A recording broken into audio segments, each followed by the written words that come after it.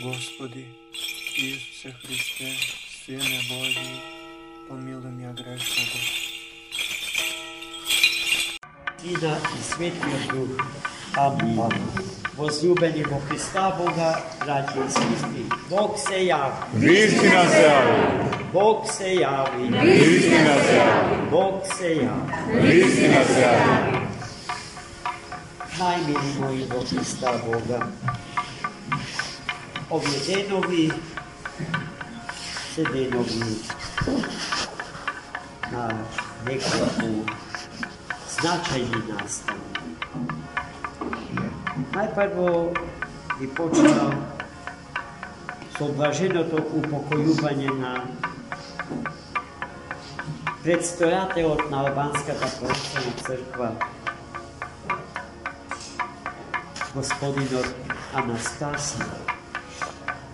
Крупна личност, крупна појава во христијанскиот свет, во светот на православното богомислие.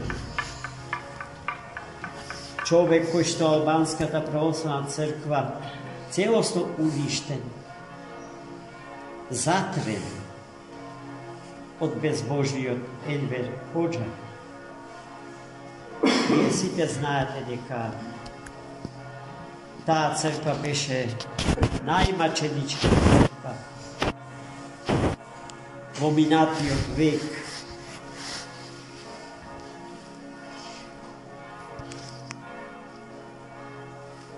Во држава, во која што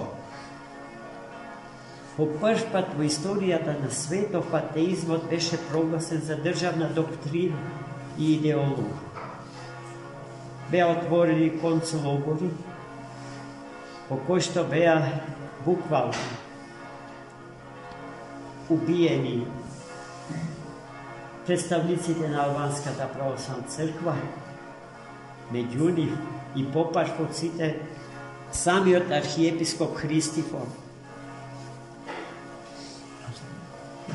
а потоа уште цела една низа, стотина прекрасни албански свештеници и монаси. Во таква една целосно затрена, непостоечка црква, дојде архиепископот Анастасија како ново поставен поглавар на црквата, што требаше како птицата Феникс од пепел повтор да никне. И тоа се случи, слава му на Бога, заради прекрасната личност на блажено упокоениот архиепископ, за кого што треба многу да се кажува, многу да се зборува. А јас се тоа ви го кажам да го имате у вашите свети молитви до денот на неговото погребение и потоа. Негови оставки кон нашата помесна света Светоклиментова црква беше извонредно добар. Едно време дури и сам прифати да биде соговорник со представниците на нашата помесна црква. На начин кој што нему му прилегаше. Човек со извонредно висока граѓанска култура и исто толку висока, но недопатливо длабока литургиска и духовна култура.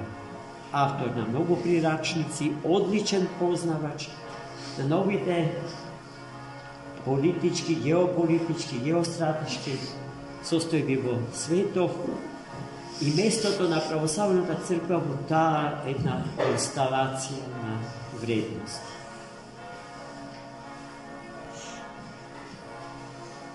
И секогаш зборуваше како човек, чувар на светото и свештеното предание на црквата, од кое што не отстапи ни за јота.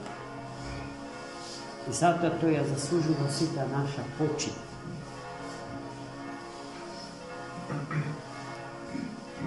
Денеска isto така нашите црквени служители слава. Да слават нивната слава, нивниот небесен покровител, преподобниот Теодосий велики, основач на еден огромен обстежителен манастир во светите предели.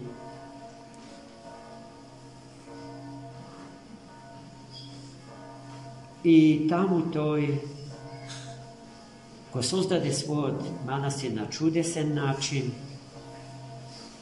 покажувајќи ја силата на верата, до која што треба да држиме сите. Само оние кои што ја губат или живеат со расслабена вера, тежината на нивниот животен крст станува се потешка и потешко поднослив. Само една епизода од животот на свети Теодосий Велики. Пред да го создаде својот манастир, не знаеки како, зел кадилница во својата рака, во кадилницата ставил јаглен, врз јагленот незапален јаглен, врз јагленот темјан и целиот претворен во оган Божи и во молитва тргнал да го бара местото каде што ќе го подигне својот манастир. А местото каде што ќе треба да го подигне својот манастир е местото каде што ќе се самозапали јагленот со темја. И така тој, подпирајќи се на Бога и волјата Божја, тргнал, правејќи нешто што е безумно за рационалниот човек. Однапред промашено, пропаднато, глупаво, идиотска поставка. Но тој не мисля како што ние, рационални мислиме. Туку ја ослушкувал волјата Божја и неколебливо продолжил. На местото каде што сега се наоѓа, тој манастир, јагленот се само запалил и замирисал со небесен мирис. Манастирот го устроил така што во него живееле бројни монаси од различно етничко и јазично потекло. Гледајте, Светата црква Божја секогаш водела сметка. Секој Бога да го слави на свој мајчин, разбирлив јазик.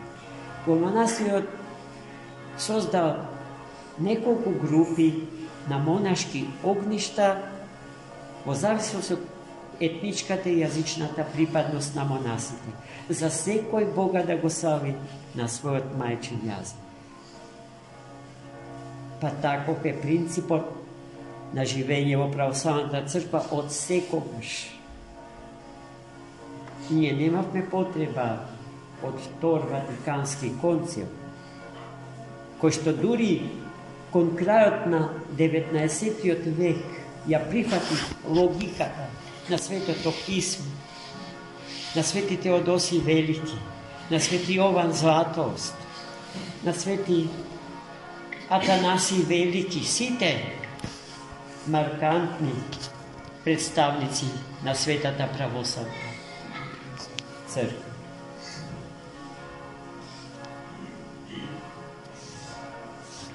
Би сакал, браќи и сити, да ви известам, да ви пренесам уште една, се надевам за сите вас, радосна вест.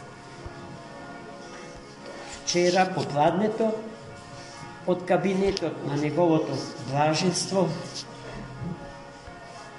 господин Стефан, ни соопштија дека на 15 февруари,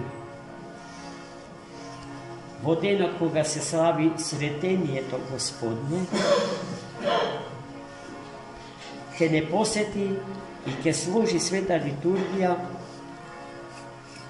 Митрополитот на Берлин и цела Германија Марк. Многу нешта што ги кажав за архиепископот Анастасий Албански, би можел да ги соопштам и за митрополитот Марк Германски и европски. Длабоко побожен, целиот вкопан во преданието на Црквата Божја, со одлично образование, професор на Универзитетот во Ерlangen, заедно со мене, паралелно со професурата, студираше теологија во Белгија. И така ние се запознатме сме. Неговото пријателство, слава на Бога, останува до ден денешен со сета силина и јаркост. Па би ве замолил, тој ден, а 15 февруари паѓа во сабота, да си го испланирате, да дојдите тука. Ретка прилика е да присуствувате на литургија што ќе ја сложи личност со такви карактеристики. А и тоа добро е да ја види побожноста на нашиот народ, за која што е добро информиран. Бидејќи во Германија е во друштво со наши деца, кои што го допреле врвот на германската наука, ги сака, им се восхитува, а тие него, бидејќи ја заслужува нивната љубов и почит. Добро е да бидеме сите собрани околу тој бележи архипастир на Светата православна црква денес. Господ Христос да ги благослови на всякое добро и славо дело. Амин. Господи Исусе Христе, Сине Божий, помилуй меня грешного.